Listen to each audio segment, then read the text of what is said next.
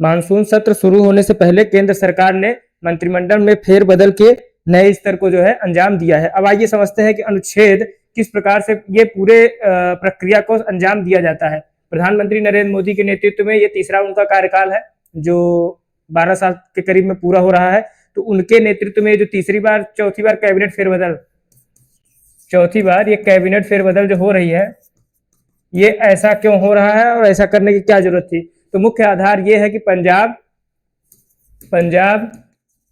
Plus Uttar Pradesh में आगामी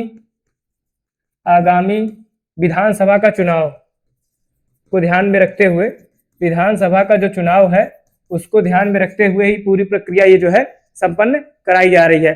तो अगर विधानसभा के चुनाव के हिसाब से, चूंकि राजनीति जो है वो अपने स्तर पे चलती है, वो किसी भी अंक गणित के हिसाब से नहीं चलती है।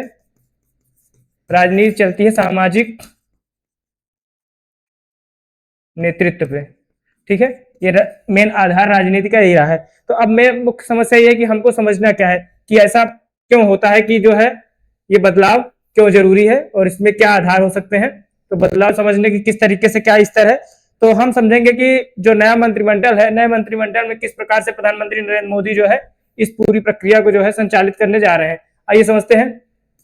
अनुच्छेद 85 ये कहता है कि हर 6 महीने में मंत्रिमंडल जो है हर 6 महीने में बैठक होना आवश्यक है।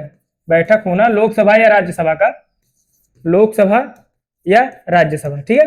तो 6 महीने के अंदर बैठक होना आवश्यक है। तो वहीं से निकल के आता है केंद्र की नरेंद्र मोदी सरकार का फेरबदल की चर्चा जो है तेज हो गई है। सत्तारूढ़ दल, क्योंकि सत्तारूढ़ दल कौन है, एनडीए के नेता कौन है, एनडीए नेशनल डेमोक्रेटिक अलायंस के नेता है प्राइम मिनिस्टर, ठीक है। तो ये नेता है इसके, तो इन्हीं की चर्चा तेज हो गई है। सत्तारूढ़ दल के शीर्ष स्तर से संकेत मिल रहे हैं कि फेरबदल संभवतः संसद के नए सत्र में, जो मानसून सत्र है, संसद का मानसून सत्र शुरू होने से पहले। अब ये भी जानिए कि मानसून सत्र होता क्या है।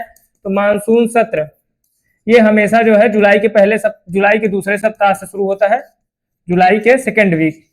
हमेशा याद रखिए, जुलाई के सेकेंड वीक में मानसून सत्र शुरू होता है। और ये कभी कभी जुलाई या फिर अगस्त या फिर सितंबर, तीनों में इसके पहले शुरू हो रहा है। लेकिन जब से प्रधानमंत्री का कार्यकाल शुरू हुआ है, ये जो है जुलाई के पहले या सेकेंड वीक में ही जो है मानसून सत्र स्टार्ट हो जाता है। क्योंकि मानसून का आगमन होने वाला है, तो इस तरीके से पूरी प्रक्रिया जो है संचालित की जा रही है।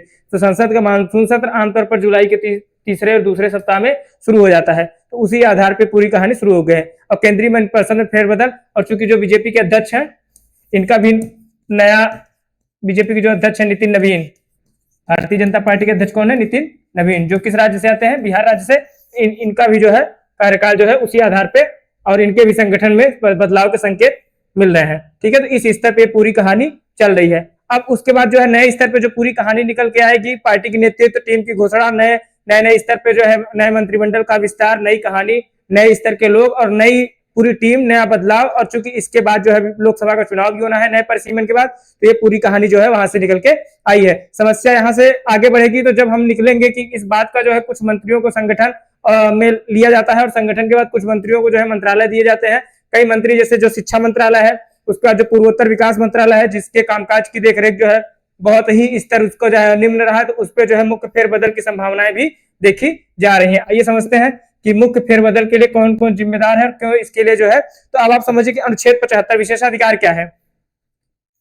अनुच्छेद 75 में विशेषाधिकार है प्रधानमंत्री को। किसको, प्रधानमंत्री को। अनुच्छेद 75 और 77 के कुछ लीक्स में ये कहा गया है, अनुच्छेद 75 और कुछ लीक्स उसके जो है 77 है, उसमें ये कहा गया है कि प्रधानमंत्री जो है विशेषाधिकार है कि वह मंत्रिमंडल को बदल सकते हैं।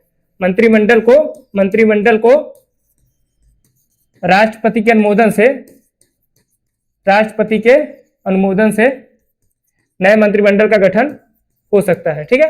नए मंत्रिमंडल गठन अनुच्छेद 75 और 77 के तहत, 75 और 77 के तहत नए मंत्रिमंडल का हम गठन कर सकते हैं। ये विशेषाधिकार है किसका, प्राइम मिनिस्टर का, ठीक है। इस बात को ध्यान रखिएगा। अब मामला आगे बढ़ता है कि देश में ये बीच बीच में ऐसे परिवर्तन क्यों होते हैं। तो समझना ये